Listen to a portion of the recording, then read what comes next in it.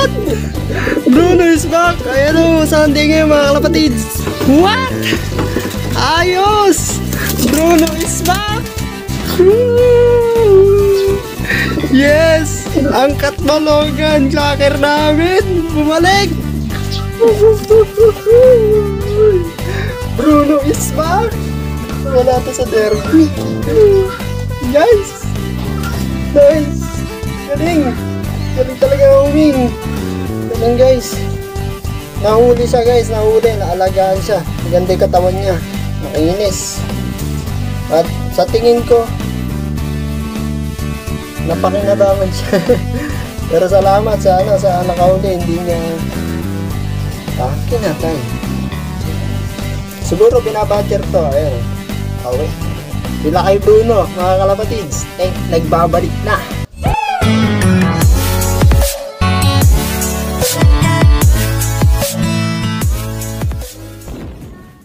Yun na nga mga kalapatid. Talaga naman, napaka-swerte nung Sunday kahit hindi tayo nakapag-clock. Si Bruno nga mga kalapatids, umuwi at nagulat pa nga talaga ako sa kanya. Grabe, kala ko yung hinihintay natin si Baliling at saka si Grisel. Nung pala, si Bruno palang umuwi. Eto update mga kalapatids kay Bruno dahil nga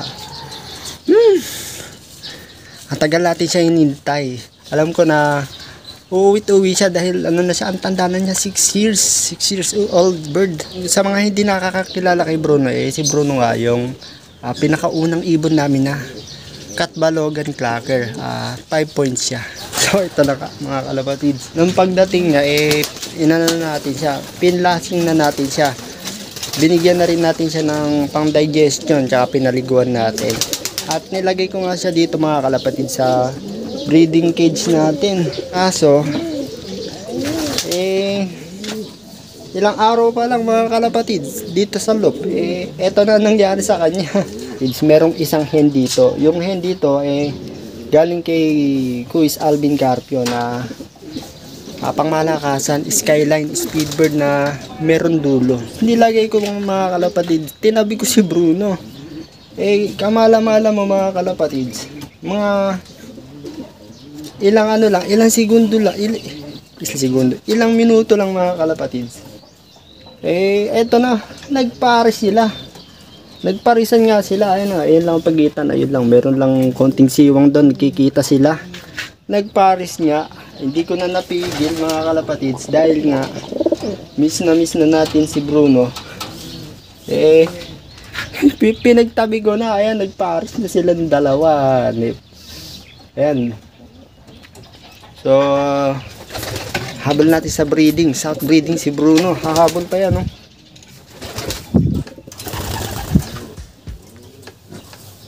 Yeah.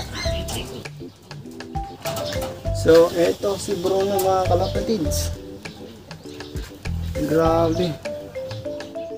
Ayan, no? Mukhang ano na siya, Borgia talaga. Dahil 6 years old bird na ito.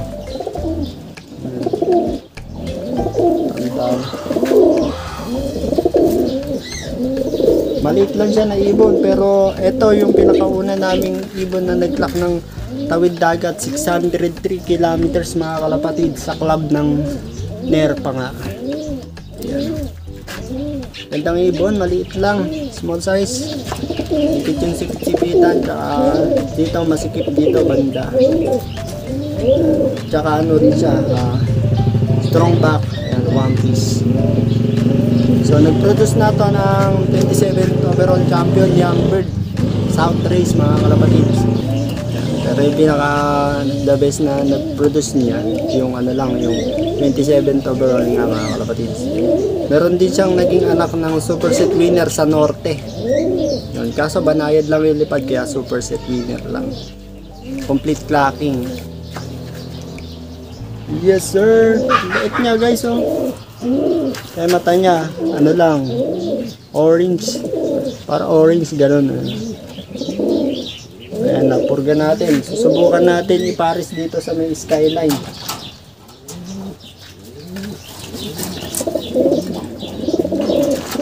Ito, sakto tong pairing na to kasi maliit si Bruno. Itong hen na to medyo malaki, kaya sakto ka ako. Ayan. Medyo poknat nga lang yung ulo niya. Dahil yung pinaparis ko to sa isang kak, hindi nga pumaris. Ay niya, kay Bruno siya pala nakatakda. Hinintay pala niya si Bruno. Ayun, ayan. Nag-produce na to ng contender sa Burias Island. Pang top 6. Nilipad ni Kuya Alvin Carpio. Ito yung mismong magulang nun. So ayan, Skyline.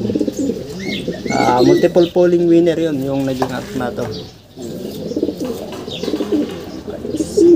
So kagandahan dito, si Bruno nga hindi nga siya kabilisan. Banayad lang yung uwi niya, tapos pinaris natin sa speed bird. Tingnan natin kung ano magiging resulta.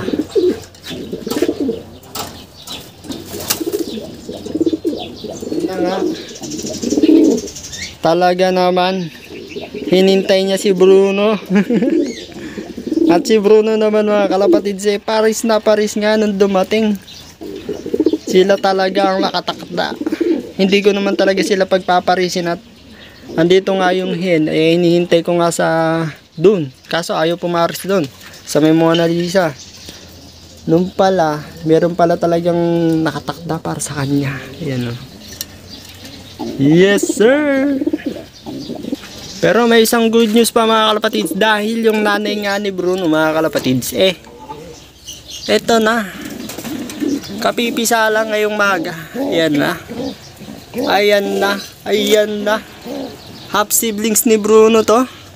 Ito yung nanay ni Bruno guys. Ito napakaliit, parang native lang guys. Pero mas magandang lang ito kasi ang kapares niya is Florison. Ayan, Florison line. Yes sir. Kung nagtataka kayo, puro nga sila Bruno pinaparami natin dito. Hinahaluan natin sila ng magagaling na linyada. Kasi nga, maganda yung huming nila, nila Bruno. Uwi-tuwi, kahit mabagal. Ang katunayan, ito, full siblings ni Bruno. Binibreed din namin. At meron na ngang dalawang young bird. Napakaganda naman ng young bird na to. Sunog. Oh, sunog. Overcooked. Grabe, napakaganda naman na to. So, susuksukan natin sila ng South, CLRPC at saka JPRC. Yung 2 million guaranteed, tsaka 3 million guaranteed. Ayan. Isa dito, at saka sa magiging anak nila mga kalapatid. Habol pa to. Pwede tayo magsuksok ng MacArthur sa anak mismo ni Bruno. Kasi meron combine dito mga kalapatid. Sa CLRPC, MacArthur ng PHA. So, baka kumuha tayo ng dalawa, isuksok natin sa anak nila. So, yun lang mga kalapatid, ang update dito sa ating loop. Napakasayangan natin at grabe, napakatagal. Siya yung pinakamatandang ibon natin na players na natitira dito mga kalapatid, si Bruno nga. Ayun. Sa mga subscriber natin na matagal na, siyempre kilalang kilala nila to. Kahit ismas mga kalapatids, kahit hard race talaga nung panahon nila Bruno, tawan-tuwa kami at napakasaya namin. Uwi ng uwi, nagkatop lang siya nung mainit mga kalapatids. Mahina siya sa sobrang init, so yun lang yung kinatop niya second lap. Pero third lap, fourth lap, fifth lap, sixth lap, sixth lap yung tawid dagat na Kasbalogan, ikinlock niya. Grabe. Ayun, eto kasi tiyato na wala mga kalapatids, nilipad ko ulit siya. Nawala siya nung Kamalig Albay. Super hard race, sobrang lakas ng ulan. 20% lang siguro o 10% lang yung nakapag-clock nun. At isa nga si Bruno sa nawala. So ayan. Pero ngayon hindi ko na siya ililipad. Sabi nga ng mga tropa, huwag na ilipad dahil nga matanda na, hindi na talaga kaya. Gawin na lang natin breeder hanggat hanggat nagsisimilya pa siya. Parami muna siya dito bago siya mawala. Wag na sana. So ayan, hanggang dito na lang mga kalapatids. At maraming salamat sa panunood. Bukas pala mga kalapatids loading na natin ng fifth lap. Sorsogon na mga kalapatids, 490 kilometers something, ganun. So kakarga pa natin si Grisel at saka si Miss Grisel at saka si Miss Baliling. So sana pala rin na tayo. So hanggang dito na lang mga kalapatids. Happy flying!